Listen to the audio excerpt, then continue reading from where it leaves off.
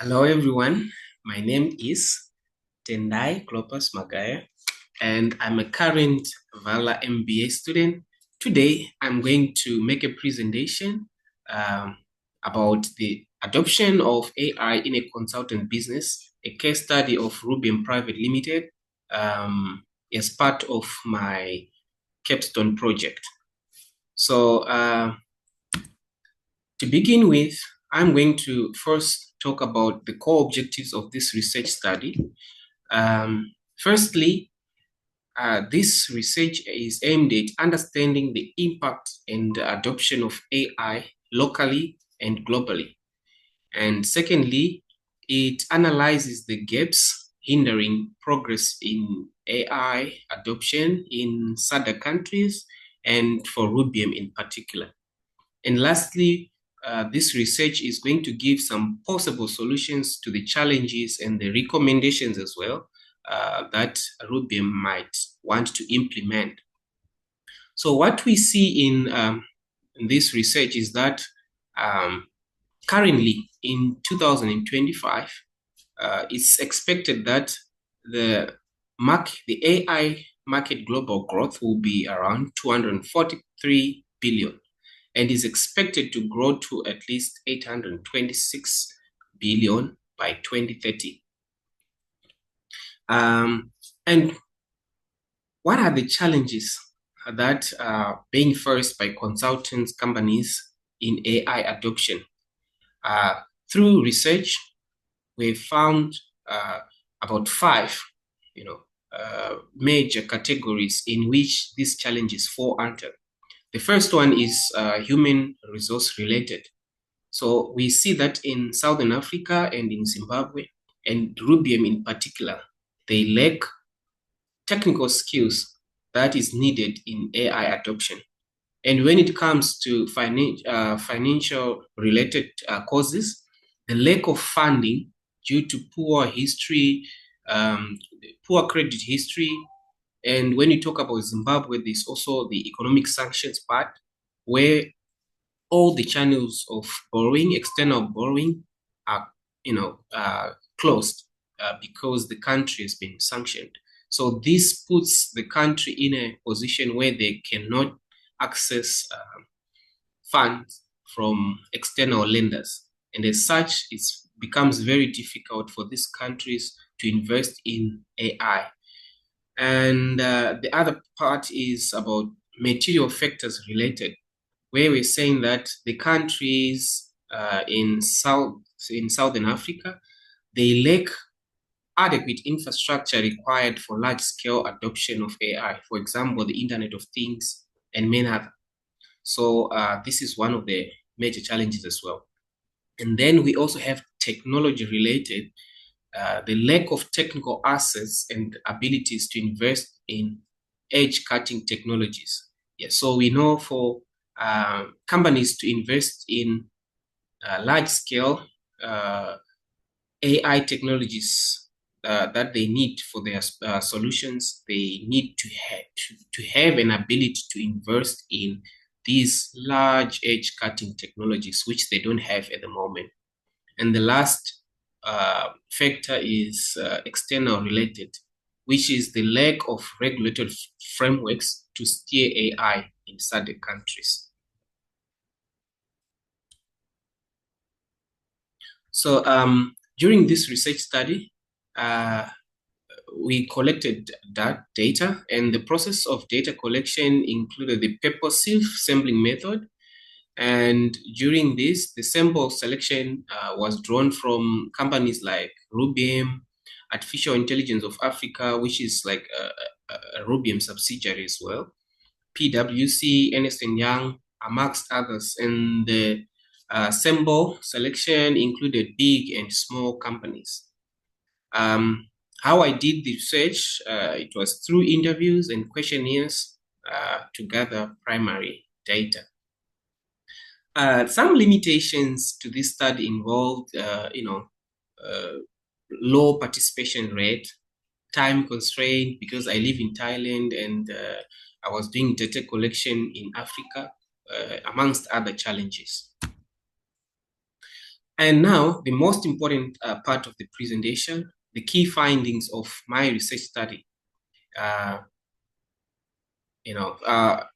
From the survey, 59% of the respondents were from small companies. This has a large implication to this research, because if 59% of the respondents are small companies, that might affect, the results of this research study, because small companies might not have ability and financial ability to invest in heavy AI than big companies might have. And then also, during the research study, I found out that 44% of the managers respondents, they chose neutral. When I asked about their familiarity with AI, while only 26% declared that they have, at least some knowledge about AI. And when asked about AI technology training in their companies, only 39% indicated that they've received some training about AI. And 22% indicated that they are planning to introduce AI technology in future. So it means 61% of the companies in SADC, they do not have any AI technology training or planning to introduce it at the moment. And on AI adoption, 44% of the respondents, they indicated that they have adopted some form of AI, while 22% said they are planning to adopt it in future. So it means there are some companies which have adopted AI, but they've not offered training to their employees at the moment. So this graph shows the results from the research question about areas in which the companies have AI or are planning to have AI. So if you can see that most companies, they said they have, or they are planning to have AI in customer service area, in data analysis, marketing automation, at least 50% of those, and then predictive analysis at 30%, and then other areas like supply chain and other, they had like a small share. And when we asked about the challenges that companies facing in adopting AI, the majority said that they lack knowledge or skills about AI. And then the second reason, with 30%, was that of budget constraint, and also resisted to change. And other reasons had limited chances. And then, what impact has AI on various companies, if applicable? So this is the results that shows that some said it has a large impact, but most, they also said that they were neutral. They really don't know what impact AI has had in their companies. And the research also tried to understand the impact that AI had on efficiency and profitability of their companies. And,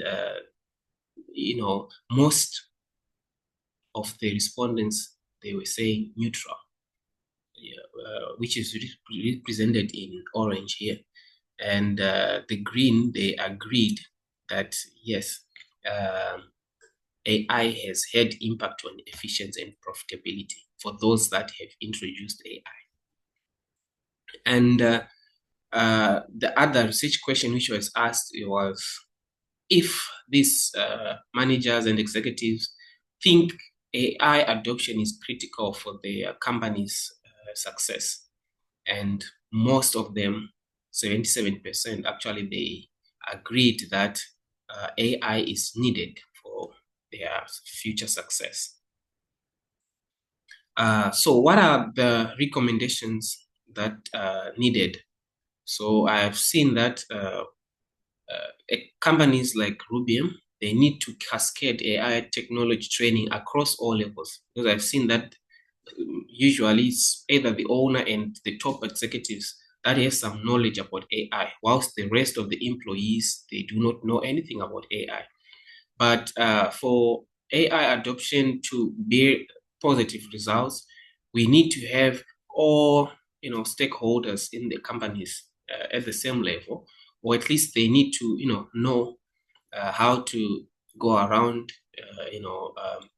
using AI tools to achieve better results. And also we need to upskill and to reskill employees to reduce resistance to change and give some job securities, because we have discovered that most employees, they resist change, they resist embracing AI because they are afraid that they'll be redundant. So we need to reskill and upskill them.